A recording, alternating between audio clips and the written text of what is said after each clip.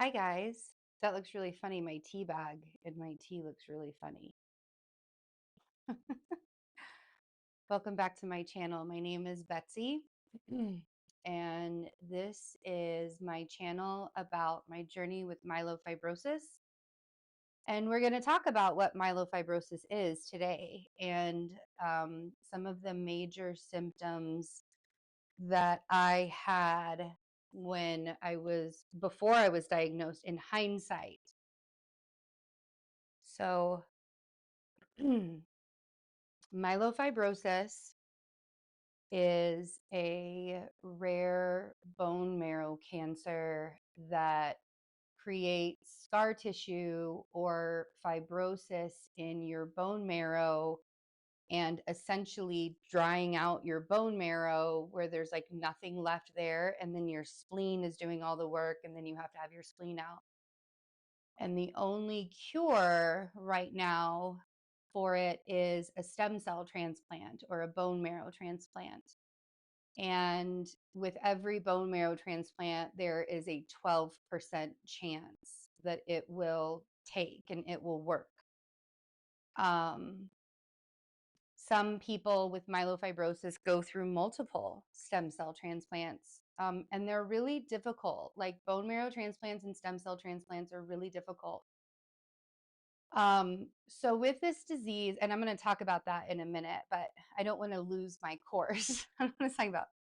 So with this disease, it's chronic, which means it lasts for years. And really, the growth of it, the beginning parts of it, it's part of what's called a myeloproliferative neoplasm. That's the blood classification. It's a myeloproliferative neoplasm. Try saying that 4 times fast. Really hard.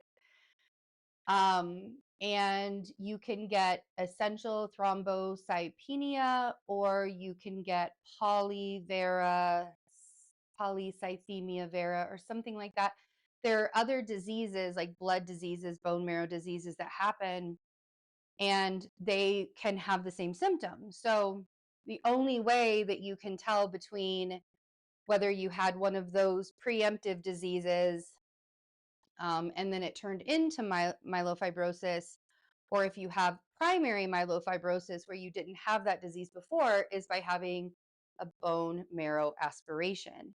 So you have to have a bone marrow biopsy where they go into your back hip bone and they aspirate bone marrow.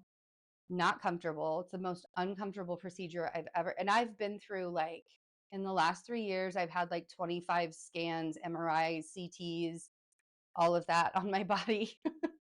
So to say that a procedure is like the hardest procedure I've ever been through, like, I mean, like literally this was from an MRI, the IV, this, like, it's already been a week and I still have this massive bruise from the IV. I have another one here from the IV the next day. I have like bruises all over because I bruise very easily because of this disease and because I'm on blood thinners, which we'll get there.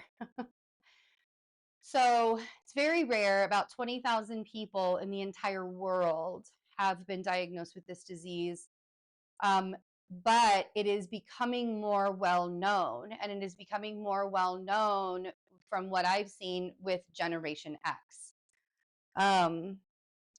And Generation X is, I'm in like late Generation X, but Generation X started like 1965. This disease in the past, this disease would happen to people who already had a blood cancer or a bone cancer, or it would happen to somebody who's like in their late 50s to 60s. It's just very recently that people who are my age, I'm 44, and I found out I was diagnosed when I was 41. So it's just very recently that people my age are getting this disease and this cancer, and it's not genetic.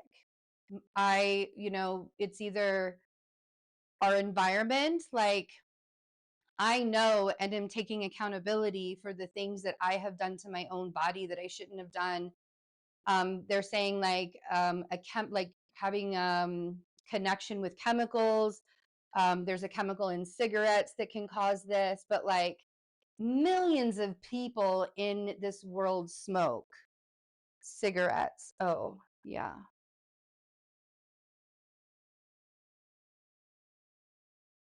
Sorry, hold on.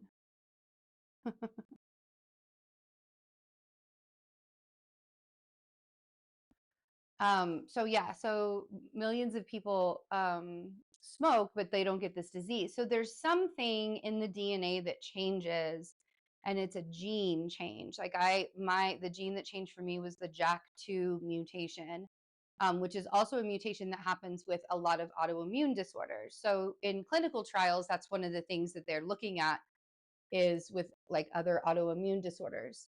And some of my symptoms came out as an autoimmune disorder, not as like a cancer right away, but as an autoimmune disorder, like eczema and skin rashes and stuff like that.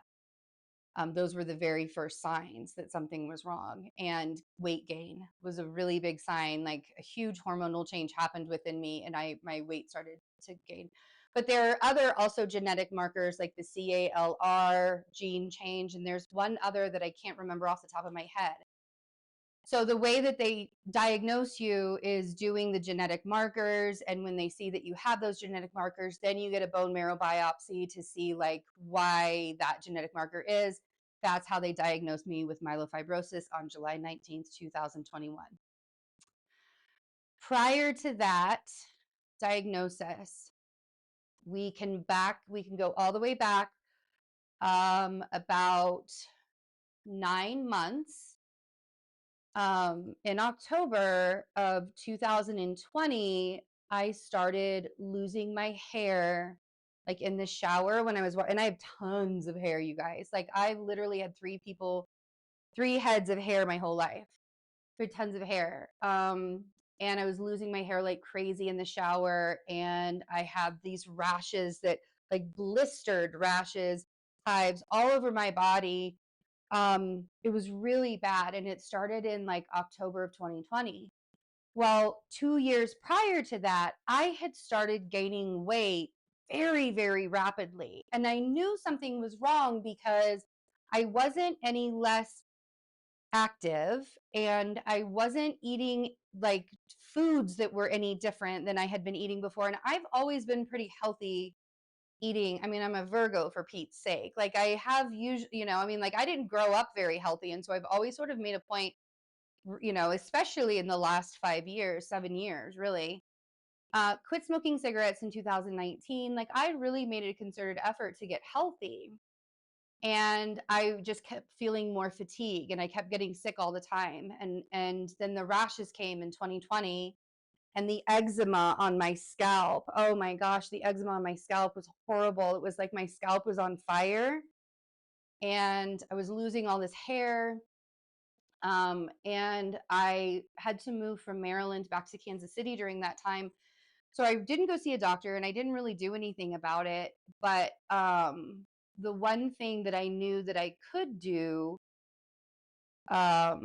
was at least get insurance and go see like urgent care or something, because like I became a vegan. Like I stopped drinking milk, I stopped eating bread, any kind of wheat, any kind of gluten, like any kind of pasta. I became 100% vegan, and I just gained more weight. It was horrible. It was like I became just gluten. It was just horrible. It was a lot that I did. And then in February of 2021, when I was in Kansas City, I was driving to my grandmother's funeral in Oklahoma, and I began to get this really bad headache. I think I'm going to have to start this at a part 2. So we're going to start there at the really bad headache, because they only let me upload videos under 10 minutes right now. So we'll go with a part 2, symptoms, okay? Bye. Thanks for hanging out.